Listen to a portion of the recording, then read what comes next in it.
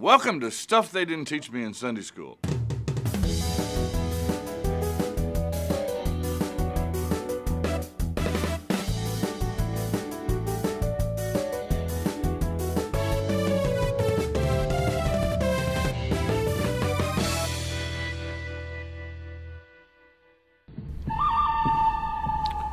Hear that music?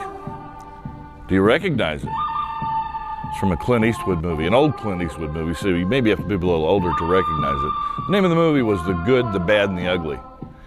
If I were to pick a musical theme for Solomon's reign, David's son, I would pick The Good, the Bad, and the Ugly.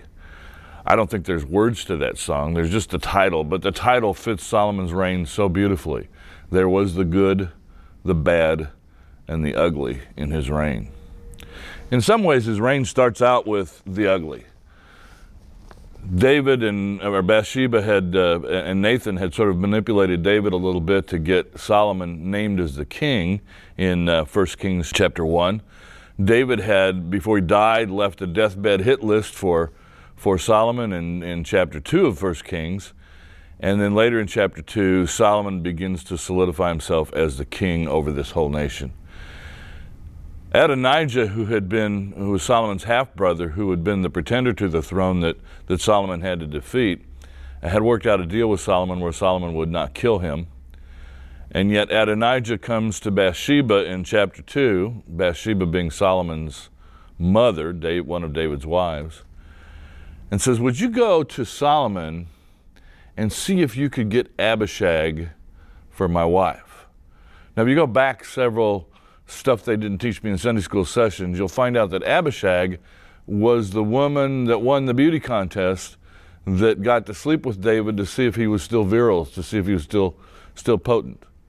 He wasn't, and so the succession things came into being and worrying about who's going to be the next king. But Abishag was the most beautiful girl in the land.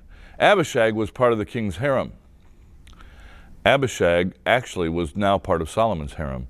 And what Adonijah has done is ask for part of the king's harem, Abishag, as his wife. Solomon didn't need much reason to get rid of Adonijah, his half-brother, and so he takes this event, this request for a member of the harem to become his wife, as reason to get rid of his half-brother. And so Solomon begins his reign by killing his half-brother. He then carries out the deathbed hit list that David had given him. He does away with Joab, the general that David was always just kind of a little bit afraid of. And he does away with Shimei, a fellow who, as David retreated when his son had taken over the kingdom at one time, that cursed David and threw rocks at him.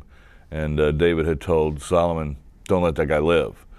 And so Solomon, in the ugly part of the beginning of his reign, kills three people: his half-brother, David's general, and this kind of scourge of David's named Shimei, and Solomon is now solidified on the throne. There's some good about Solomon's reign too. We all hear about his wisdom. God comes to him in a dream and says, "You can have anything you want." And Solomon says, "I'll take wisdom." And so God gives him wisdom. And some of the Psalms, Proverbs, Ecclesiastes, Song of Solomon get credited to Solomon as wisdom literature. Wisdom was a big thing in Old Testament times. Kings had schools of wise men that worked for them, and their whole job was to come up with wise things to say and to write, to make observations on nature and human nature. A good job if you can find it. When I was in college, those were the philosophy majors, and we always joked that they wouldn't have any jobs. Back in Solomon's day, you had a job.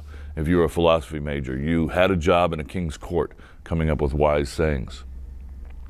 There's other good things about Solomon's reign. His building projects. We know that he undertook, and a great deal of 1 Kings is spent describing the construction and dedication of this beautiful temple to Yahweh in the city of Jerusalem. And so Solomon is credited with the construction of the temple.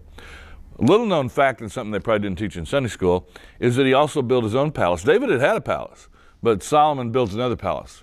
And we're told that Solomon's palace took twice as long to build as the temple, which might tell you something about the size of Solomon's palace. He also built a palace for the daughter of the Pharaoh, who became part of his harem. probably as a political alliance, a political marriage, and he built her a separate house, and that is mentioned as well.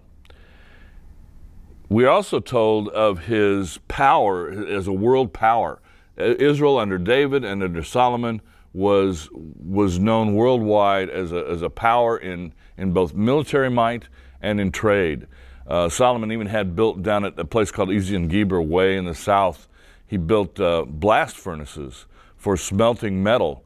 And the blast furnaces, the excavations we've done show that the opening in the bottom faced toward the prevailing winds so that the blast of the winds would create the heat for smelting metal.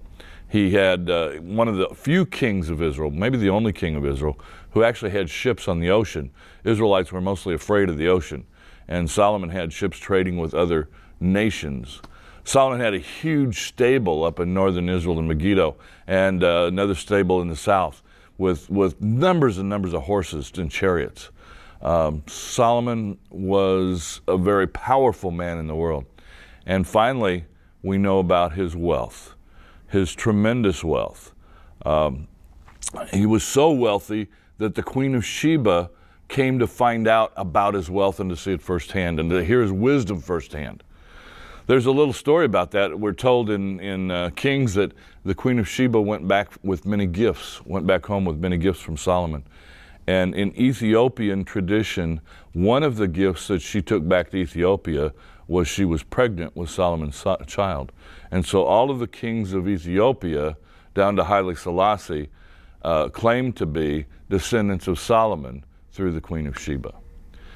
Solomon's reign was glamorous. Solomon's reign was spectacular in the world. Solomon's wealth, his wisdom, his building projects, renowned around the world. And yet, next week we're going to look at the bad and the ugly side of that too. But Solomon remained that king in the line of David that God had promised. God promised David, there will always be somebody in your house sitting on the throne. And Solomon may have been good, bad, and ugly at various times in his career as king, but he was still that king in the line of David, and God was still with his people and still going to make sure that he prepared a nation for a Savior.